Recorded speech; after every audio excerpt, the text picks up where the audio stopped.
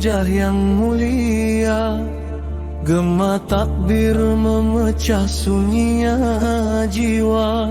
Bukan sekadar ritual menyembelih domba atau lembu semata, namun ada rindu yang dalam pada Rabb yang maha mulia. Kita mengenang keteguhan jiwa Nabi Ibrahim sang Khalilullah, saat cinta pada buah hatinya diuji oleh perintah Allah. Nabi Ismail berserah tanpa ragu di ujung bila, menjadi saksi keikhlasan yang tiada berbila. Hikmah berkurban bukanlah sekedar menetesnya darah dan dagingnya, karena tak satu pun dari itu sampai ke arsy-Nya, melainkan bentuk ketakwaan hati yang murni dan tunduk, meruntuhkan ego manusia yang sering angkuh dan enggan merunduk.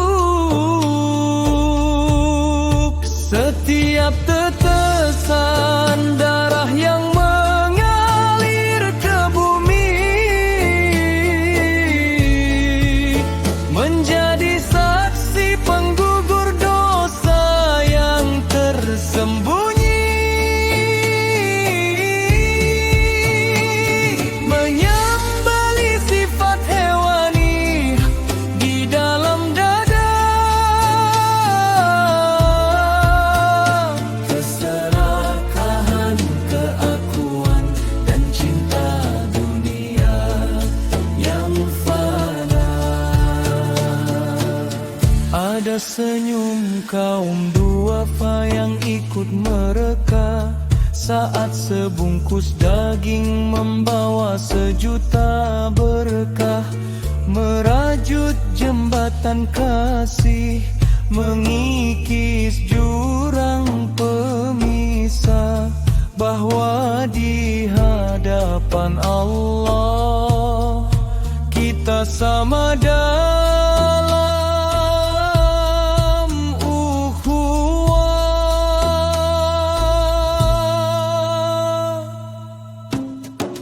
Duhai Ilahi, terimalah pengorbanan yang bersahaja.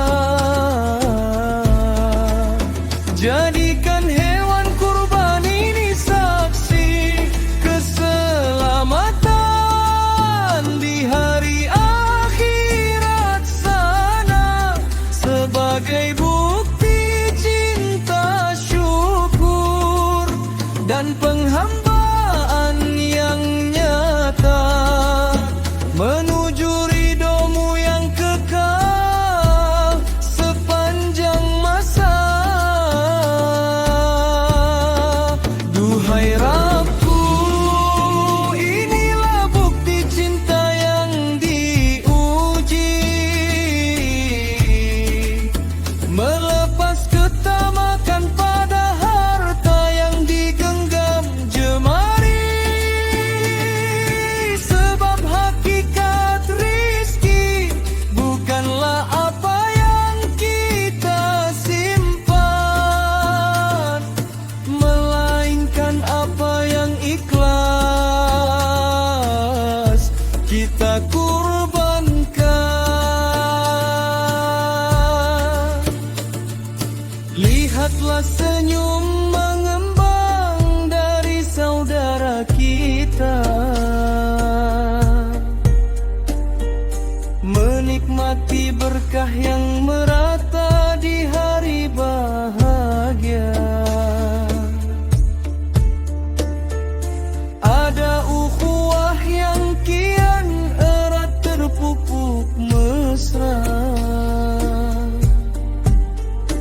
menghapus jurang pemisah antara kaya dan papa.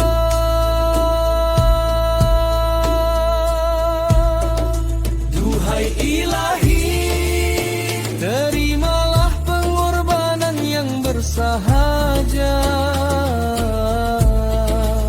Jadikan hewan kurban ini saksi keselamatan di hari akhirat sana, sebagai bukti cinta, syukur dan penghambaan